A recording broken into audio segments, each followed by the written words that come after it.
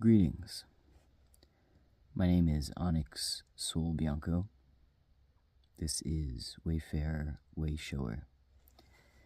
I am glad you've found your way here. Here in the clip was yesterday. Here was yesterday, that's fun. At Castle Lake in Mount Shasta. But right now I'm currently in my campsite. And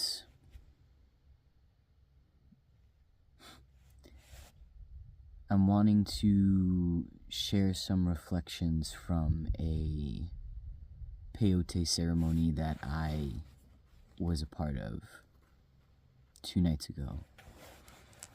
I'm still feeling pretty tired because I didn't really sleep much. It was a very interesting experience.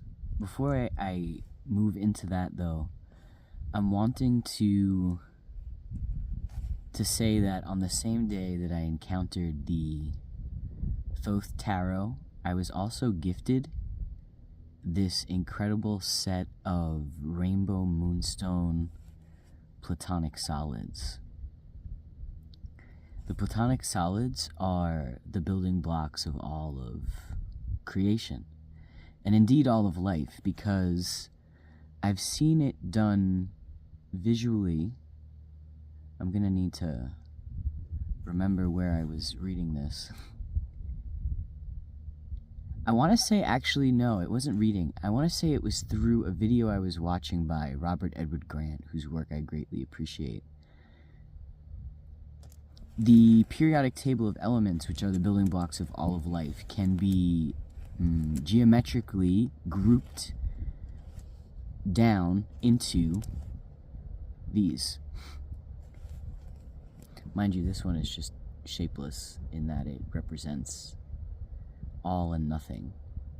It's the clay.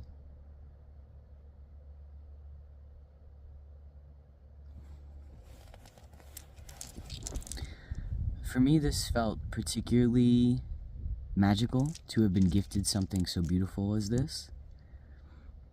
Not only because I was visualizing having a crystal set in these shapes, but because after having let go of so many of my crystals as an offering in Pluto's cave, it was a very, very clear manifestation of how to release is to create space to receive the new. And to me, I'm interpreting this as I have all the tools that I need to create anything that I desire. I had these with me during the Peyote ceremony, and I've grouped them in such a way where in the left hand I have the icosahedron, which is water, the cube, which is earth, and this shape representing this, I was going to say the seed of creation, but it's even before the seed, this shape. Anyway, I associate all of these with the left, the feminine. In the right, I have air, the icosahedron. No, the tetrahedron, sorry. I have the dodecahedron, which is ether.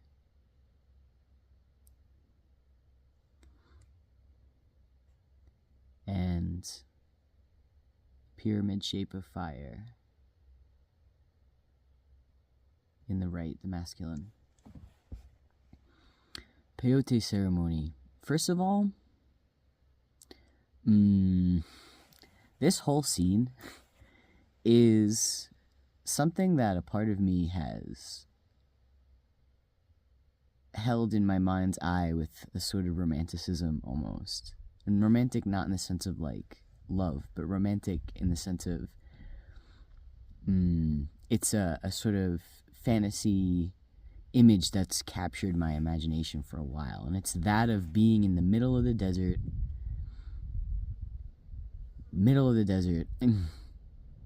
with a fire, campfire, and a few people, and there just being nothing around. So it just feels like being in the middle of the desert in some sort of context of camping. And that's what this scene was. But it truly felt like something out of a dream, in that the elder that facilitated this, he very much reminds me of and strikes me as a hermit archetypal figure, like the tarot card of the hermit, which is an archetype that I deeply, deeply, deeply feel and relate to with my Capricorn moon. And it felt like a dream in which I was getting to have direct contact with the wise elder within, to have a conversation with him. And also, I learned a lot. Something that I learned in the way in which this human held the space was that it was inspired by, but by no means completely following the guidelines of Native American Peyote ceremonies. I didn't know, because in having gone online prior to read about people's experiences and what sort of effects, etc., I kept reading about how peyote has mescaline within it, and that it can cause really, intensely visual, hallucinatory trips and all this kinds of stuff, lasting upwards of 12 hours or whatever. And that really was not the experience that I was after. Again, the reality of my life is such that every single day feels like a trip, in that moments are so deeply rich with symbolism and encounters whose meaning extends beyond the surface level, that they're one and the same now, And when they're not those things, they're the mundane details of life. And I'm gonna do a separate video on this, because I've been really feeling this strongly lately. This is just a brief side note. The mundane details of life, I've been connecting to the divinity within those moments in a way which I never have before. Virgo and Pisces is a polarity, and we associate the divine with Pisces, this transcendent beyond space. That's like the hallucinatory visual trip, that type of experience of God. But when I think about phrases like godliness is cleanliness, or things like this, God is in the most mundane of details too. In the sense that I recognize the power of Virgo is knowing that it's in all of these little mundane details. These are the very things that are creating the conditions which lead one to the transcendent experiences of the divine. And also, this particular arc, this past week that I've been here at Mount Shasta, in terms of the most mundane of details, it's been a very, I was going to say humbling, but I don't know if it was necessarily humbling. So much as I've been having experiences that have really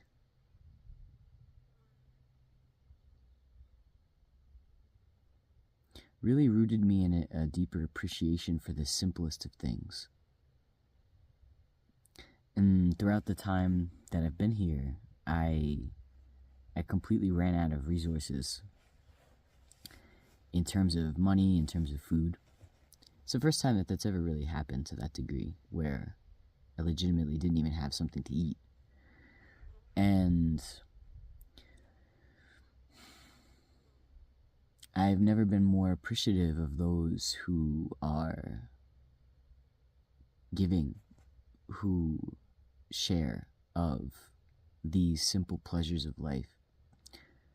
I'm generally someone that I get a lot of satisfaction out of understanding exactly what it is that I need and meeting those needs and having my bases covered, you know? And because I do that so well, I've tended to operate out of a mentality of, and this is something I was reflecting on during the Peyote ceremony, which it's all connected. Because I generally take care of those details so well, and I have such specific needs and tastes, I've operated out of the mentality of I'll do me and you do you. I'll take care of me, you take care of you. I don't want to have to share of anything of my stuff because I have it all sorted out down to the exact quantities that I need, so that means I don't have extra, and I don't want to have to think about having to replace those things and stuff like this.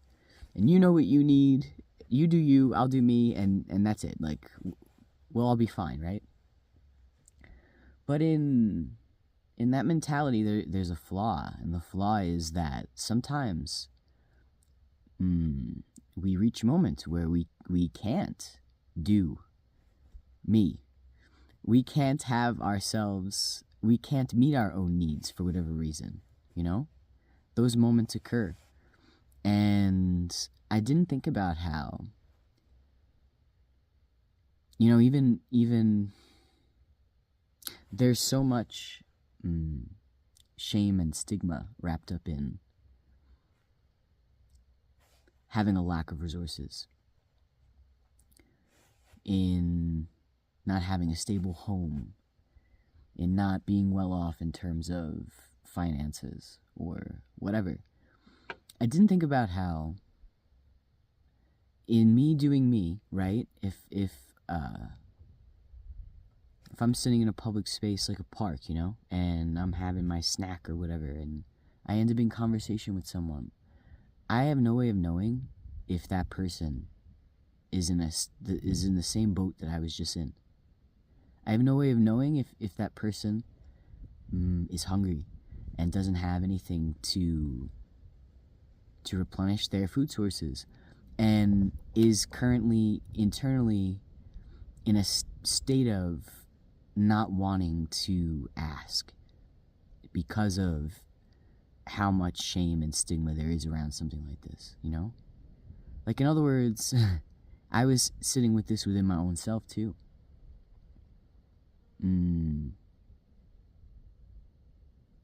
Not wanting to ask. But people offered. And this experience has really changed me fundamentally, in the sense that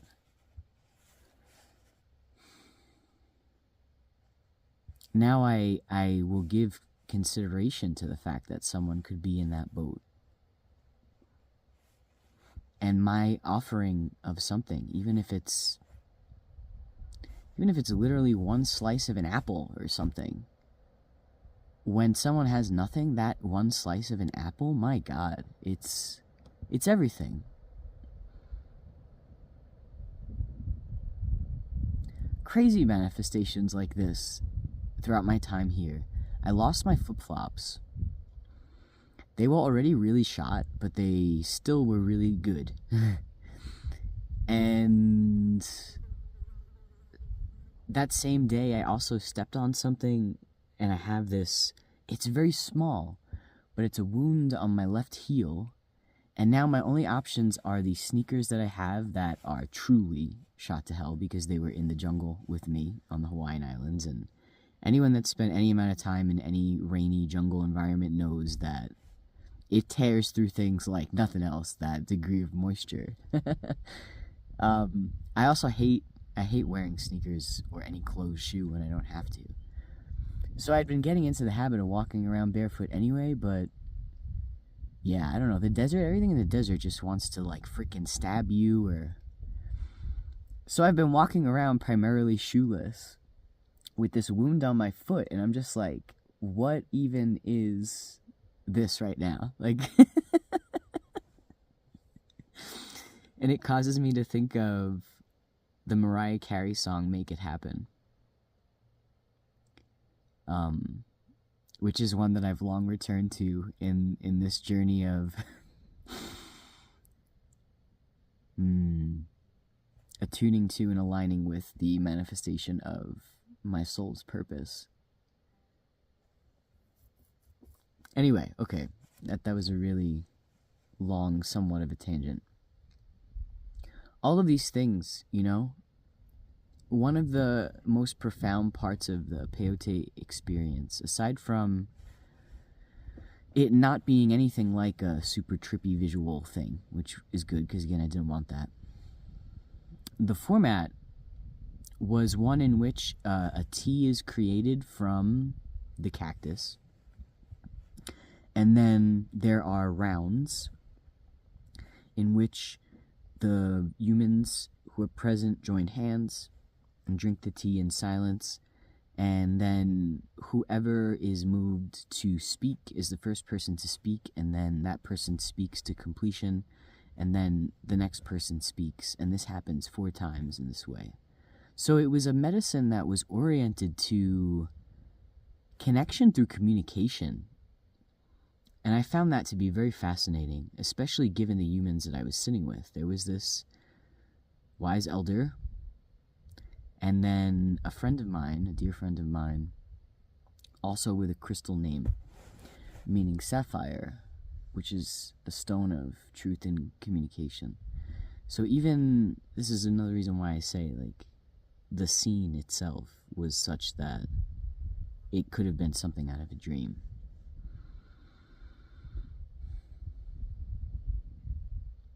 This particular elder, he also feels really strongly called to a mission relative to the creation of a more peaceful, more compassionate, truly non-violent society. And we were talking a lot about this, about compassion. And when I asked him to speak on suffering and how this ties in, he said that suffering, these are the experiences that we need to have to, in a sense, orient ourselves, drop more deeply into compassion. And I think that's why I felt inspired to share about the shoes and the food, things like this. Having these experiences, these are the types of experiences that I understand to be the ones that crack open one's heart so that it's possible to have a more felt, empathetic sense for those who are living without. It's something that really pains me about the current system. The one that, fortunately, is breaking down, but it's one that, by my perception, is profoundly lacking in empathy and compassion. True understanding for the realities of the types of suffering for which it supposedly is offering help, correction. This is another thing that occurred, actually, the same day that I lost my shoes. I've been going through the process to receive disability for being on the autism spectrum, for being autistic. And it was in the last 2 years of my journey that I really came to understand and pursue formal diagnosis as autistic. And it's something that, now that I have awareness of it, it's really obvious to me the ways in which this has impacted my life, throughout my life since I was a child. But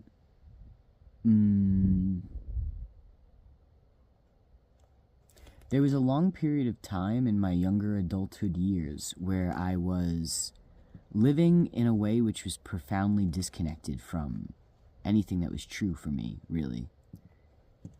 And I was doing a pretty good job, I guess, of living a life that would be considered more conventional. But while I was doing that, I was simultaneously on a slow suicide mission, in the sense that, like, all of my behaviors were intensely destructive. But really, it was because I was just trying to solve for the agony of living utterly divorced from who I am and what I need and what's true for me and what my purpose is, you know? And I'm gonna, again, this is another video. There are many things that I could say about being autistic and about what I believe it means to be autistic in this particular moment in time-space.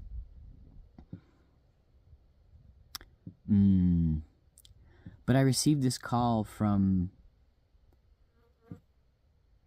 the Social Security office. I filed this application like the beginning of the year, and it had only just been assigned.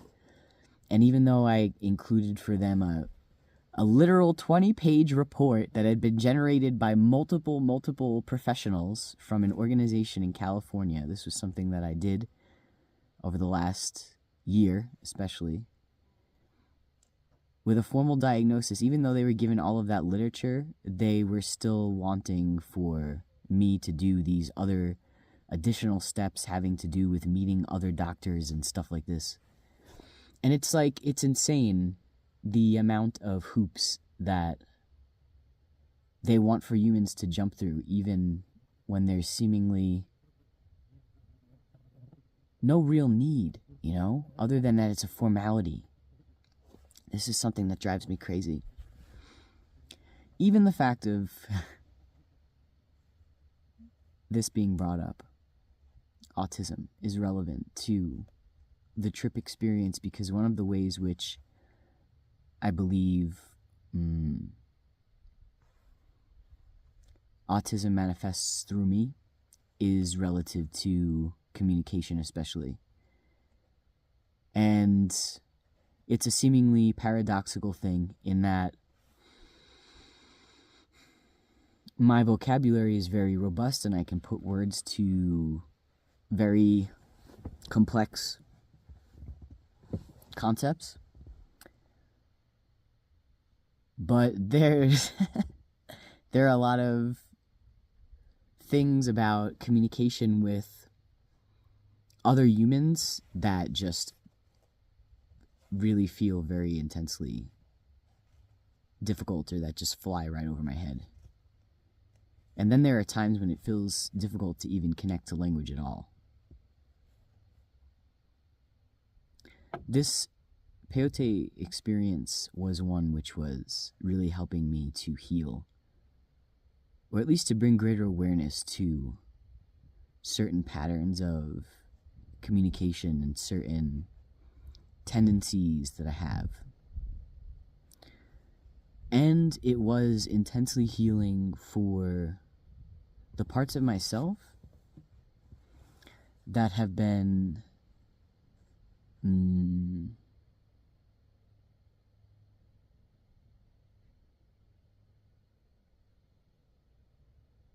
in resistance to, or in a space of anger relative to the masculine, and especially father/grandfather. You know? Ayahuasca is thought of as the grandmother medicine, and that was where my journey with these types of medicines began in 2019. And it's led me here to this space of the grandfather medicine, the cacti, with a literal grandfather. What felt so healing about this relative to communication for me was the fact that because this is someone who truly is rooted in a non-violent, compassionate state of being, it was the first time, probably ever, that I got to experience having an intensely spirited debate with an older gentleman, and I myself feeling, I felt like, like I literally just felt like I was his grandson and he was my grandfather. And I was just like, with a lot of fire and a lot of spirit of youth, like poking at different ideas and like throwing up different ideas and different possibilities and speaking with passion and conviction to my own ideas. And I got to experience him speaking with a calm yet firm wisdom and passion relative to his own ideas. And even when there were places where we weren't necessarily on the same page, there was no consequence for that. In other words, there was no shaming, or there was no "you're wrong and I'm right." None of this crap. Like, none of this superiority crap. It was literally just, we're two humans with ideas, and we can come together and talk about them, and it doesn't matter if we're not on the same page about everything. I'm still going to hold you with compassion. I didn't realize how much I needed to feel and experience that relative to the masculine, and especially an authority figure. And by authority, I mean literally just an elder, you know?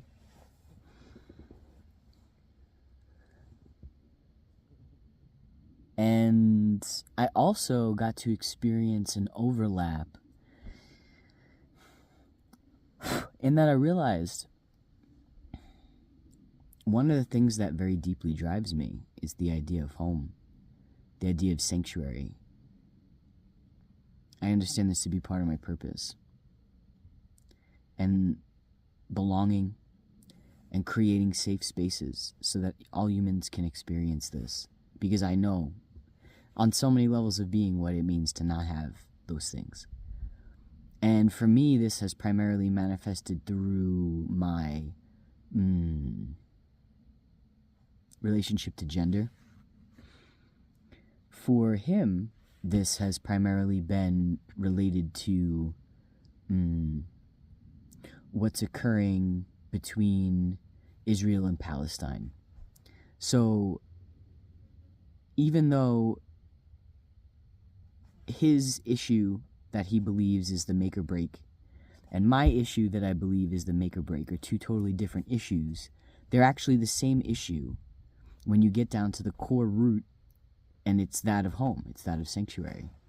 And this was really beautiful for me because it was the first time that I really got to experience someone speaking with such conviction to what's going on the world stage, in a way in which I was able to connect to the core root of that issue, and how it's the same as the core root issue as what I myself have been working towards.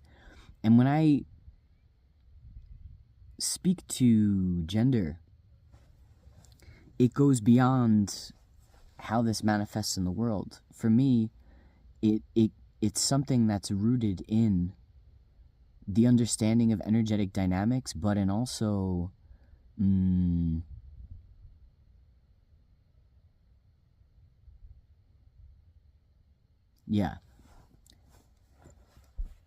I was gonna say, there's just so much that I could say about it that I'm like, I don't even want to go down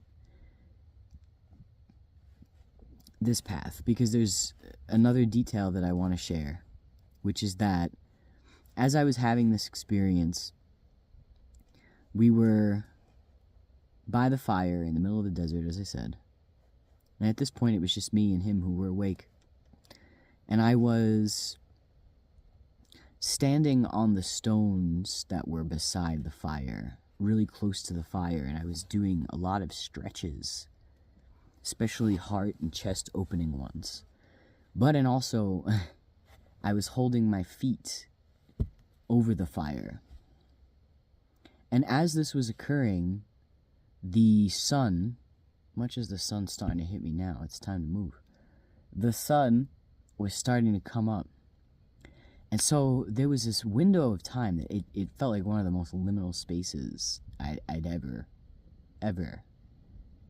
been in. I was standing on a stone, the fire was behind me, and the mountain, Mount Shasta, was in front of me, and I was directly level with the center of it. And so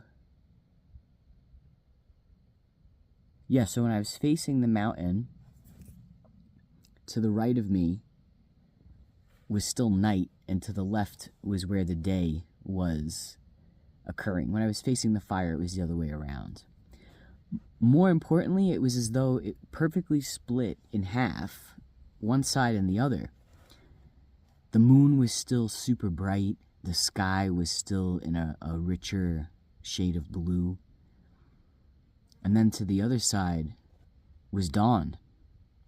Now, I'm very, very notoriously a night person. I'm never, ever, ever going to be like, yeah, let's wake up and watch the sunrise. Never, never.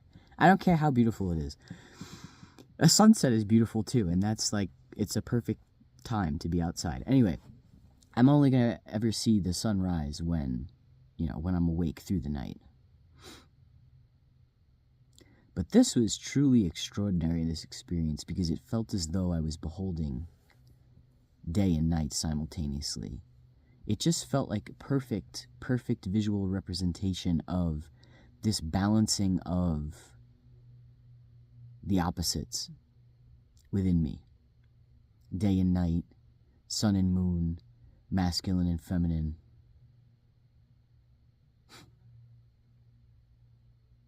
And then the great thing is that the playlist that I've been creating for this year, Spotify suggested to me a song that literally was a medicine song about the cactus. And I added it to the playlist, and it made the playlist exactly 22 hours and 22 minutes long. 2222. 2222. 4 twos.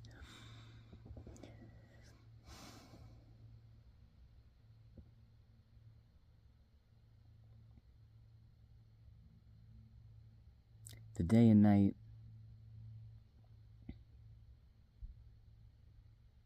The healing in relationship to grandfather and to masculine authority. It also felt really healing to simply be able to speak freely to my thoughts and ideas with this type of figure.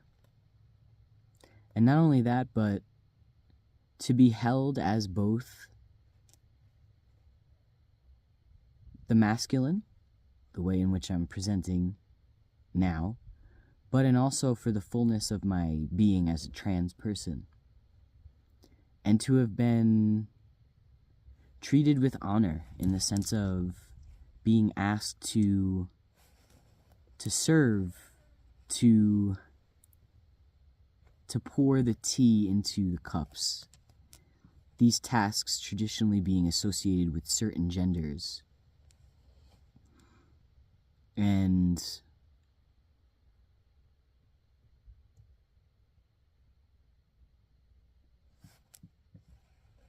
yeah, that felt really meaningful.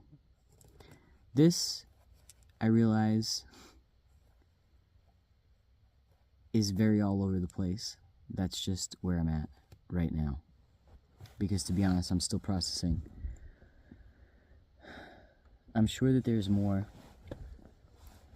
that I will potentially feel inspired to share, but for now it's time to check out and to move out of the sun and to carry on with my day. I'm glad that you found your way here. Wherever you're going, may the way be clear. Take care.